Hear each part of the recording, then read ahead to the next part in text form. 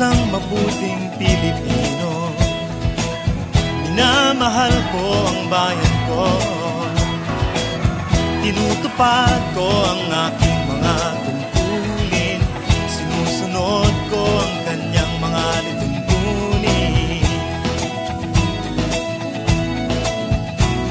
Tumatawid ako sa tamang tawiran, sumasakay ako sa tamang sakayan, umipila at di nakikipag-unahan, at di ako masiga-siga sa lansangan.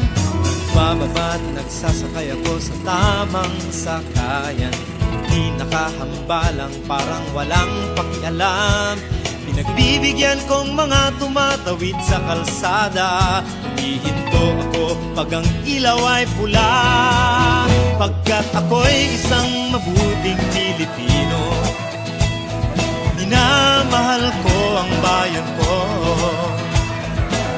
tinutupad ko ang aking mga tungkulin, sinusunod ko ang kanyang mga lituntunin.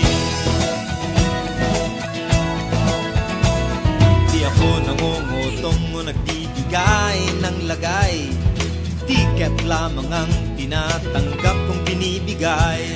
Ako ay nakatayo doon mismo sa kanto at di nagtatago sa ilalim ng puno. Di ako nagkakalat ng basura sa lansangan, di bumubuga ng usok ang aking sasakyan. Inaayos kong mga kalat sa basurahan, inalagaan kong aking kabaligiran, pagkat ako'y isang mabuting Pilipino. Minamahal ko ang bayan ko, tinutupad ko ang aking mga tungkulin, sinusunod ko ang kanyang mga lituntunin.